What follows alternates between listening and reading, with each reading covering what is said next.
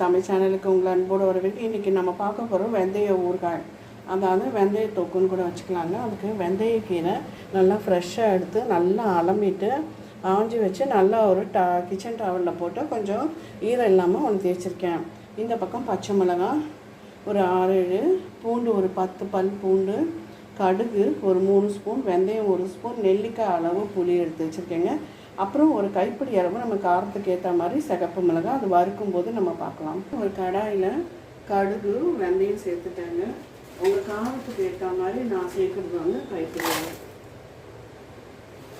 Extra வேணும்னாலும் இங்கே கொஞ்சம் காரம் சாப்பிடுவாங்க, அதனால காரத்துக்கு ஏற்ற மாதிரி நீங்கள் போட்டுக்கோங்க.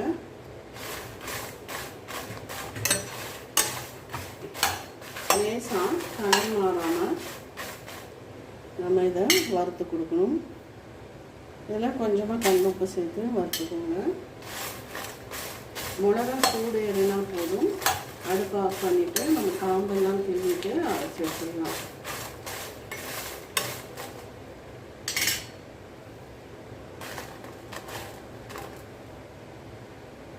மிளகா கடுகு வெந்தயம் எல்லாம் வறுப்பட்டாச்சுங்க. இது வந்து நல்லா ஆறட்டும், அதை அரைச்சிட்டு வந்துடுவோம்.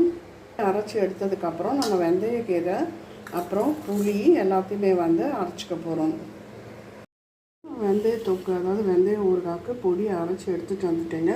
இப்போ இதுலேயே நான் வந்து புளியை வந்து அந்த எல்லாத்தையும் சாமான்லாம் எடுத்துகிட்டு வெறும் கடாயிலே நான் வறுத்து எடுத்துட்டேங்க. அதில் வந்து பொருட்கள்லாம் எடுத்து வறுத்து எடுத்துட்டேன். அதையும் சேர்த்து இதில் அரைச்சிருக்கேன். புளியும் சேர்த்து நான் அரைச்சிருக்கேன். இப்போ இதை மாற்றிட்டு வெந்தயக்கீரையை நம்ம அரைச்சிக்கலாம்.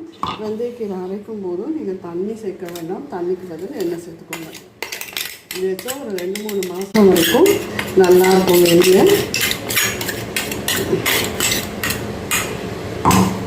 இப்போ பார்த்தீங்கன்னா வெந்தயக்கீரை கொஞ்சம் கொஞ்சமாக சேர்த்து அரைச்சி எடுத்துகிட்டு வந்துடலாம்.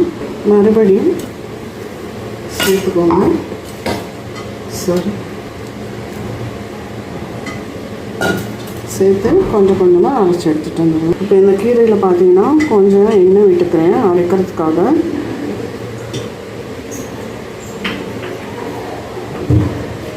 எண்ணெய் விட்டு அரைச்சிட்டு வந்துடலாம்.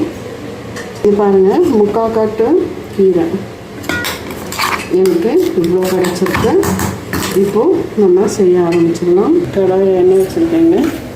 எண்ணெய் காயிட்ருக்கேன். எண்ணெய் வந்து ஒரு 1/4 லிட்டர் எண்ணெய் கண்டிப்பாக தேவை. 3 ஸ்பூன் கடுகு,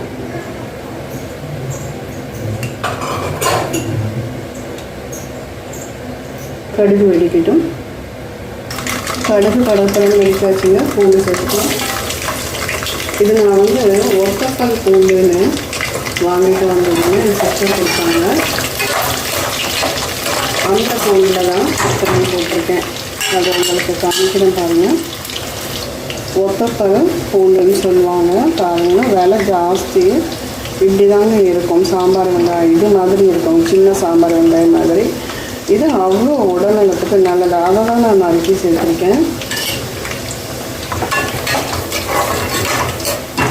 பூண்டு வதங்கிடும். அதோட பச்சை மிளகாய் உங்கள் காசுக்கு ஏற்ற மாதிரி எடுத்துக்கோங்க. தள்ளி நின்றுட்டு மேலே தெரிக்கும்.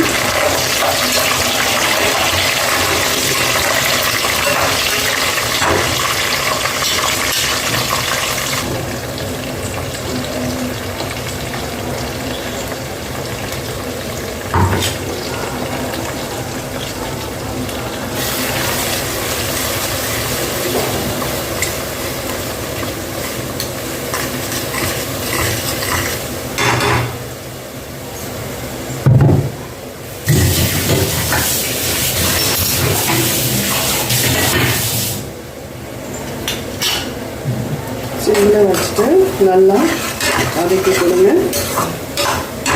அது நல்லா சிம்லேயே இருக்கட்டும். அது நல்லா வதங்கி வரட்டும். பார்த்தீங்கன்னா 1/4 ஸ்பூன் மஞ்சள் பொடி போட்டிருக்கேன். அப்புறம் பெருங்காய பொடி.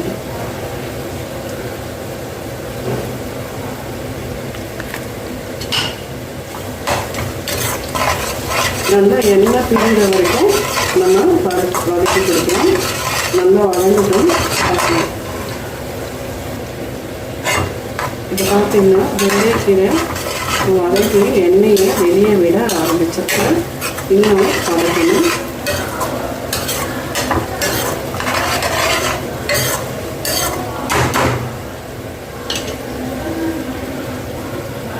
இப்போது எண்ணெய் பிரிஞ்சு வர ஆரம்பித்தாச்சு. நம்ம அரைச்சி வச்ச மிளகாத்தூளை சேர்த்துக்கலாம். கடுகு பொடி எல்லாத்தையும் சேர்த்துக்கலாங்க.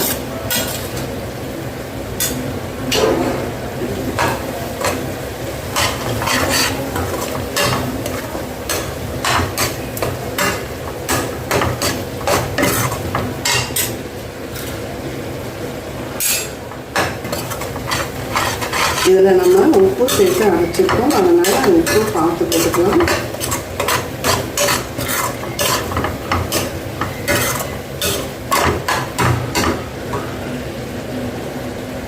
எல்லா பொடியும் சேர்த்தாச்சு.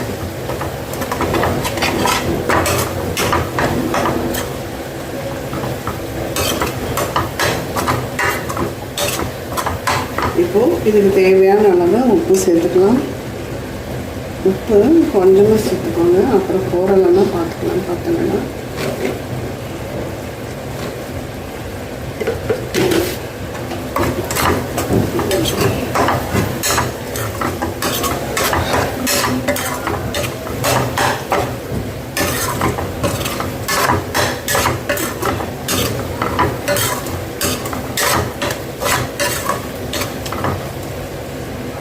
எண்ணெய் பிரிஞ்சு வர வரைக்கும் நம்ம வதக்கி கொடுக்கலாம். எண்ணெய் பிரிஞ்சு வர ஆரம்பித்தாச்சு. இப்போ பார்த்தீங்கன்னா இதில் 1 ஸ்பூன் லெமன் ஜூஸ் சேர்த்து கொஞ்சம் நேரம் வச்சுக்கலாம்.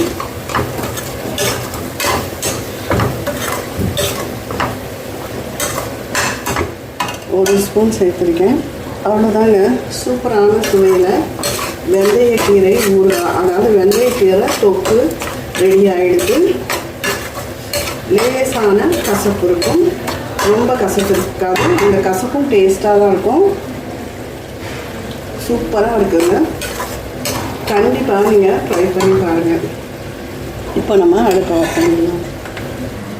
அருமையான வெந்தயக்கீரை ஊறுகாய் அல்லது தொக்கு ரெடி ஆகிட்டு கண்டிப்பாக ட்ரை பண்ணி பாருங்கள். சாதத்தோடு போட்டு சாப்பிடுங்க, ரொம்ப அருமையாக இருக்கும். இந்த வீடியோ பிடிச்சிருந்தால் லைக் பண்ணுங்கள், ஷேர் பண்ணுங்கள், சப்ஸ்கிரைப் பண்ணுங்கள், கமெண்ட் பண்ணுங்கள். நன்றி.